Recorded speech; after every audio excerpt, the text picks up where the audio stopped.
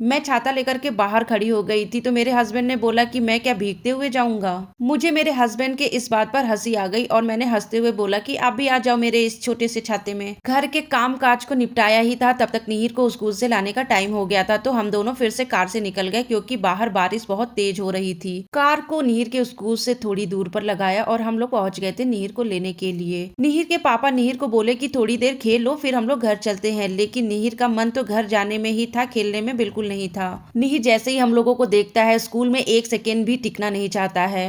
निहिर को जब हम लोग स्कूल से लेकर के निकलते हैं तब निहिर के चेहरे पे बहुत ही ज्यादा खुशी रहती है और सबको हंसते हंसते बाय बोलते हुए आता है। स्टार्टिंग के दिनों में निहिर स्कूल में भी नहीं बैठ रहा था, इधर उधर भागता ही रहता था और टीचर पूरी कोशिश कर रही थी कि निहिर एक जगह पर बैठ करके कोई ना कोई एक्टिविटी परफॉर्म करे। मैं हर रोज टीचर और गार्ड से पूछ ही लिया करती थी कि निहिर बैठा था क्या आज, लेकिन उनका जवाब हमेशा ना ही रहता था। लेकिन आज उनका जवाब जब हाँ था तो मैं तो ये सुन करके खुश हो गई। निहिर जैसे ही स्कूल से घर आता है सबसे पहले अपना शूज निकाल करके फेंकता है और उसके बाद से सॉक्स को।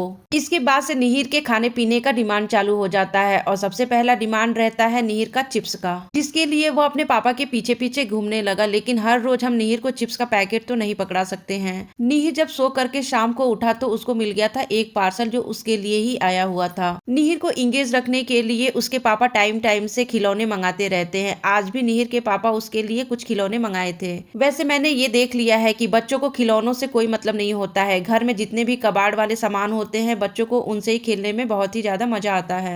हमेशा की तरह निहिर ने अपने पापा के द्वारा मंगवाए गए खिलौनों में कोई इंटरेस्ट नहीं दिखाया। निहिर को मिल गया था ये कार्डबोर्ड और एक छोटा सा स्क्रू। स्क्रू की हेल्प से निहिर इस कार्डबोर्ड में छेद करने में लगा हुआ था। निहिर की ये सब क्यूट सी हरकतें देख करके मैं तो यही सोचती हूँ कि ये सब सीखता कहाँ से है। निहिर को कार्डबोर्ड से खेलना बहुत ही ज्यादा पसंद है, इसलिए जब भी मुझे अपना किचन का काम निपटाना होता है या फिर थोड़ा सुकून से बैठना होता है तो मैं कार्डबोर्ड ला करके उसको दे देती हूँ। पार्सल जब आता है तो कार्डबोर्ड को मैं बचा करके रख देती हूँ ताकि मैं टाइम टाइम से निहिर को पकड़ा सकूं। दीवार में जैसे कील को ठोका जाता है वैसे ही निहिर इस स्क्रू को लेकर के इस कार्डबोर्ड में ठोक रहा था। हम दोनों हॉल में ही बैठे हुए थे और निहिर की ये सारी हरकतें देख रहे थे और बात कर रहे थे कि ये सब सीखता कहाँ से है ये।